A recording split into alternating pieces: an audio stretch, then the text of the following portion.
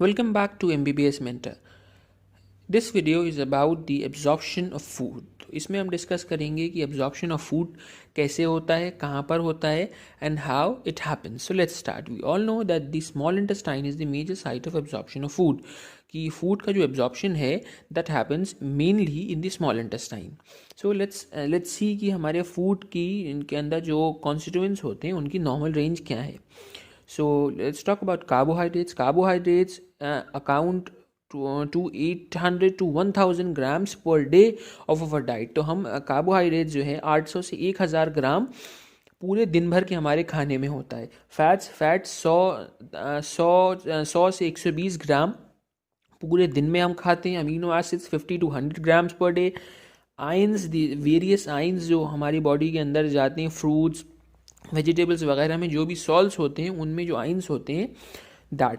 अब इस पे बहुत सारे लोग सोच रहे होंगे कि हम ऐसा तो क्या खाते हैं कि जिससे इतने ज़्यादा क्वांटिटी में, इतनी ज़्यादा वेट में हमारे अंदर आयन चले जाएं. जो रिमेंबर कि all the vegetables and fruits we eat and even the water we drink उसमें आयंस होते हैं, various ions of various sort. तो ये जो वेट है ये उनका है which is 50 to 100 grams per day. And of course water is 7 to 8 liters per day is the normal range. तो ये सारे जो मैंने यहाँ पे वेट लिखे हैं ये वेट हमारे पूरे दिन भर के खाने में जाते हैं. अगर किसी आदमी ने फॉर एग्जांपल सुबह उठा, नाश्ता किया एंड एक गिलास दूध पिया एंड 2 पराठे खाए एंड लंच में उसने दाल चावल खाए एंड डिनर में उसने फॉर एग्जांपल 4 रोटियां खाई, 1 कटोरी सब्ज़ी खाई, तो उन सबको कंबाइन कर कर पूरे दिन भर में फिर इस तरीके से ये नॉर्मल रेंज हमारे निकाली जाती है. So it's clear I hope.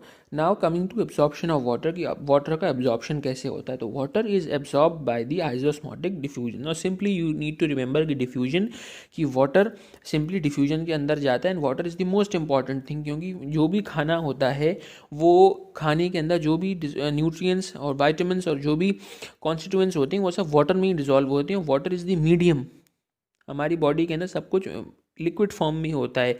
As we, जैसे ही हम खाना निवाला मुंह में रखते हैं फ़ौरन सलाइवा सेक्रेट होता है, सलाइवा के अंदर इज़ ऑफ कोर्स वाटर, और फिर वो बोलस बन के जाता है. तो वाटर जाता है तभी वो बोलस बनता है, और फिर स्टमक में जाके डाइजेशन होता है तो काइम बनता है.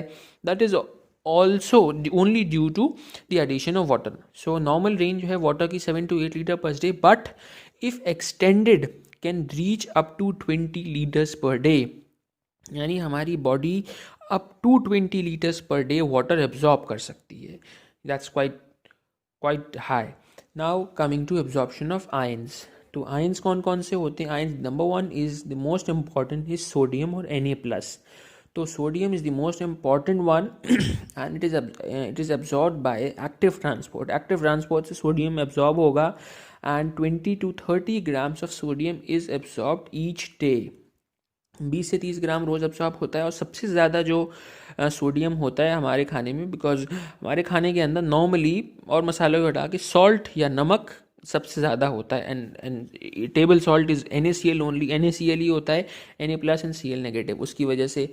और बाकी पानी भी हम पीते हैं उसके अंदर भी Na की कंसनट्रेशन ज़्यादा होती है. सो Na is also very important because अगर इसकी Na के लेवल्स कम होते हैं, डिक्रीज होते हैं beyond a certain limit, that leads to diarrhoea हो जाएगा. Diarrhoea if not treated could be fatal. Diarrhoea या जिसे जुलाब या दस्त भी कहते हैं, that is due to the excessive loss of water. मगर सिर्फ लॉस ऑफ वाटर नहीं, बॉडी के अंदर से जब वाटर के साथ साथ आयंस भी निकल रहे होते हैं, और जब आयंस भी निकलेंगे तो फिर हमारी बॉडी का जो आयनिक बैलेंस है वो डिस्टर्ब हो जाएगा. इसी वजह से आप लोगों को याद होगा और आपने देखा भी होगा कि डायरिया वाले केस में पेशेंट को ORS दिया जाता है, ओरल रिहाइड्रेशन सॉल्यूशन. या इसके अलावा घर में लोग कहते हैं कि नमक चीनी का घोल बना कर पी दो, दे दो. सो व्हाट इज़ दैट नमक चीनी का घोल? That is only the ionic solution of water, ताकि हमारी बॉडी के अंदर जो आयंस हैं वो वापस जा सकें. I hope that's clear. Now coming to chloride negative. So chloride negative जाता है डिफ्यूजन अलॉन्ग इलेक्ट्रोकेमिकल ग्रेडियंट. अब ये कैसे? जब सोडियम जो है ये एक्टिव ट्रांसपोर्ट के ज़रिए अंदर जाएगा तो एक्टिव ट्रांसपोर्ट के ज़रिए जब अंदर जाएगा, सोडियम इज़ पॉजिटिवली चार्ज, तो जब ये जाएगा तो इट क्रिएट्स अ ग्रेडियंट, ये इलेक्ट्रोकेमिकल ग्रेडियंट क्रिएट कर देगा कि जिसकी वजह से क्लोराइड अपने आप खिंचता हुआ चला जाएगा. So now coming to bicarbonate. So bicarbonate ions जो हैं they are absorb through active transport. Now coming to calcium, magnesium, iron, potassium and phosphate. All of these ions are actively absorbed by the expenditure of ATP. And please remember कि calcium जो होता है, calcium का जो absorption of calcium ion is under the influence of parath hormone. Parath hormone है which will discuss letter.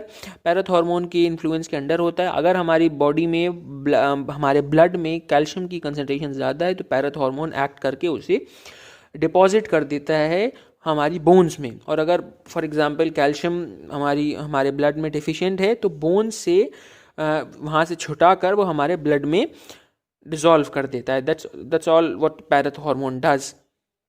Now coming to the absorption of nutrients, carbohydrates. So carbohydrates जो of course हमारी diet में सबसे ज़्यादा क्वांटिटी में होते हैं, सबसे कार्बोहाइड्रेट्स जो होते हैं they are absorb by the active transport. Active transport कौन सा? Sodium calcium co-transport. sodium calcium co-transport. And if you guys face a problem in this active and passive and types of active transport, please mention it in the comment section. अगर आप चाहते हैं कि इस पर भी मेरी एक वीडियो आए, so please mention it in the comment section so that मैं इस पर वीडियो बना सकूँ in case you have any problem. तो कार्बोहाइड्रेट्स जो हैं they are absorb by active transport. Sodium calcium co-transport के जरिए दे आर एब्जॉर्ब. और किस फॉर्म में एब्जॉर्ब होते हैं? Mainly as monosaccharides. 80% तक मोनोसैकेराइड्स में होते हैं, remaining 20% are absorbed as disaccharides. और मोनोसैकेराइड्स की कौन सी, फॉर एग्जाम्पल अगर एग्जाम में आ गया या वाइवा में पूछना मोनोसैकेराइड्स की कौन सी फॉर्म में कार्बोहाइड्रेट्स एब्जॉर्ब होते हैं, so please remember it is of course glucose. The simplest sugar is glucose. Now coming to proteins. Proteins जो होते हैं एक वेराइटी ऑफ फॉर्म्स में एब्जॉर्ब होते हैं. कुड बी डाईपेप्टाइड्स, ट्राईपेप्टाइड्स और इवन सिंपल अमीनो एसिड्स. इन फॉर्म्स में प्रोटीन्स एब्जॉर्ब होते हैं and they too are absorb by the active transport, sodium calcium co-transport. And fats we all know कि fats का तो इज द माइसिल फॉर्मेशन हो जाता है. And we all know what are micelles and micelles. Fat particle को बहुत सारे if it's leave that we all know the chemistry of micelle formation की किस तरीके से एक फैट ड्रॉपलेट्स के आसपास बहुत सारा एक नेटवर्क बना लेते हैं और उसको ब्रेक डाउन एमल्सिफाई कर देते हैं. And chylomicrons, of course what are chylomicrons? Chylomicrons are water coated fat droplets. तो वो भी these all help in the absorption of fats and they are mainly absorbed in the lacteals of villi, which we'll discuss later. And they are absorbed by passive transport क्योंकि micelle formation और chylomicrons they do not require the ATP expenditure, इसलिए ये passive transport से absorb होते हैं.